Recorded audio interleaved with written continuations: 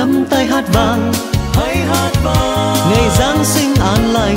Chúa Giáng sinh. Cầu chúc cho mỗi người hạnh phúc ước mơ trong hương bay ngọt ngào. I wanna wish you the Merry Christmas. I wanna wish you the Merry Christmas. I wanna wish you the Merry Christmas from the bottom of my heart.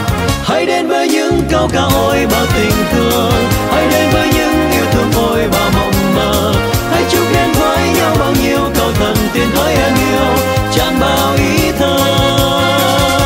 Feliz Navidad, oh Feliz Navidad, Feliz Navidad, prospero años felicidad. Feliz Navidad.